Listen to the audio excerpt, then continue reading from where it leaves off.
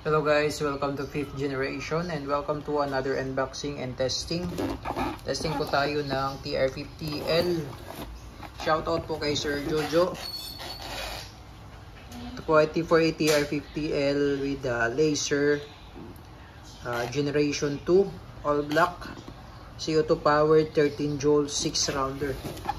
So ito yung bala po niya, rubber ball caliber 50 at aluminum ball caliber 50. So yun po yung po pwedeng bala dito. Yan, CO2 powered pa rin po siya, 12G. Ito pa rin yung kanyang hangin.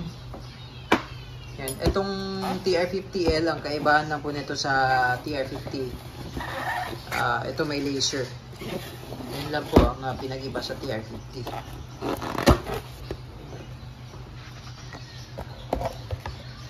13 joules, training for engagement, laki ng butas oh.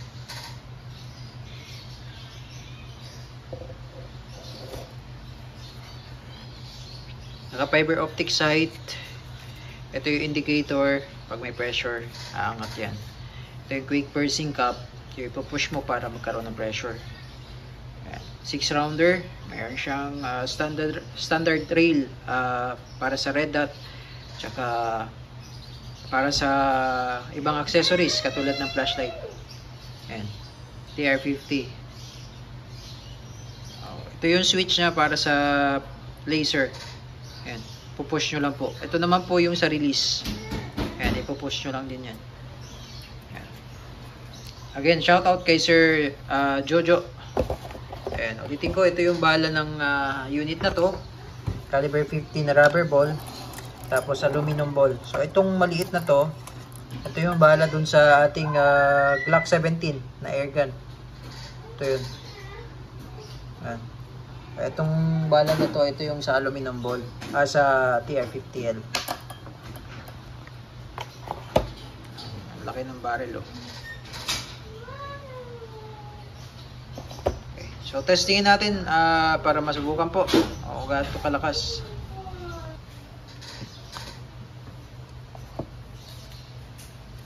So, bali ito po yung switch para sa laser. Yan. Pupush nyo lang po yan.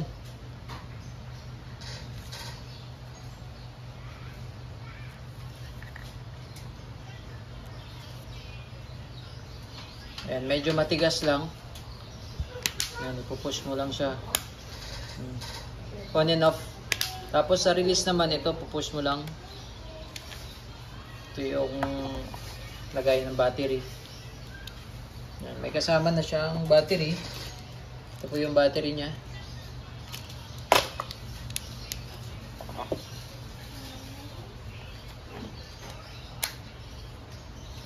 Ito naman po yung magazine. So, ito po yung lock, release. Kailangan natin ng aluminum ball.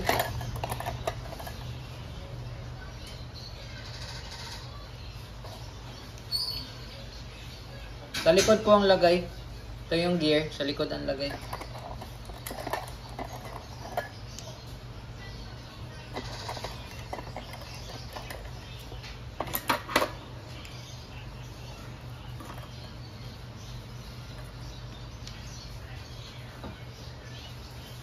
Ayan po. Then mamaya naman yung rubber ball. Salpak lang po, dead lock, dead ikot nyo lang po, iikot nyo lang. Yan. Ito yung quick pursing cap.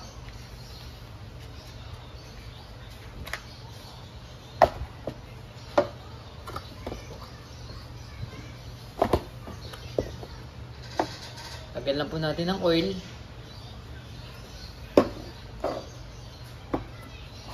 Pag ganyan po ang load ng CO2,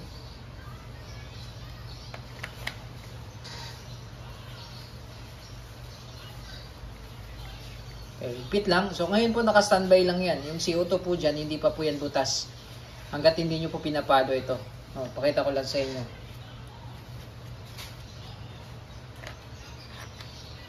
Hindi pa siya butas. Pero once na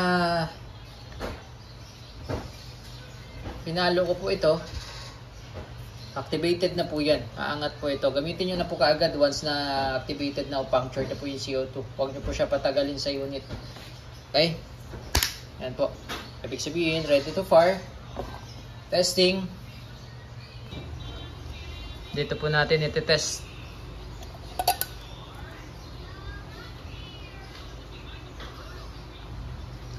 Okay, testing 2 meters ang layo using the aluminum ball TR50L.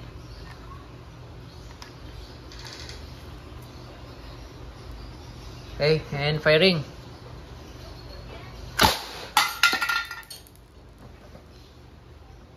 Okay, yung bala pwedeng i-reuse. Na minsan nagkakaroon lang siya ng dents. Buo pa naman, pagka buo pa. Okay pa yan. Ito natin lata. Ayan, na-UP lang siya guys. Makapal to na lata eh. Ayan, na-UP siya. Oh.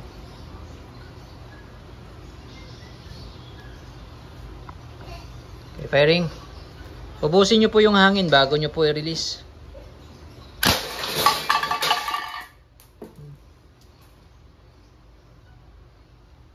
Lakas. Pangatlo.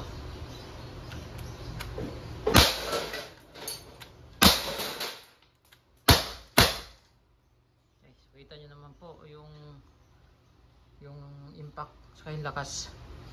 2 meters po yung layo natin sa target. Talagang tumba-tumba yung ating plate, no? So aluminum ball po yung gamit natin. Sa ngayon naman po mag-reload tayo ng rubber ball. Ayan, nag-reload po tayo ng rubber ball. Another 6 rounds.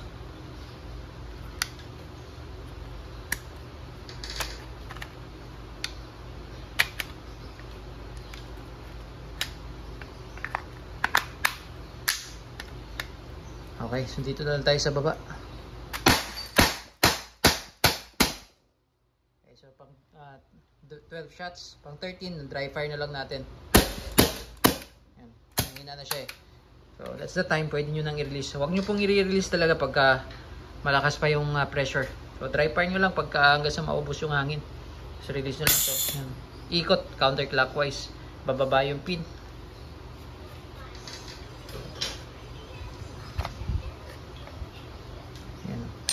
So hangga't hindi nyo naman po ni-strike out or pinush yung yung quick yung cap niya, quick pursing cap. Hindi po yun mabubutas. So ibig sabihin kahit na standby nyo lang, gamitin nyo lang pag kailangan. Hindi po makukonsume yung CO2.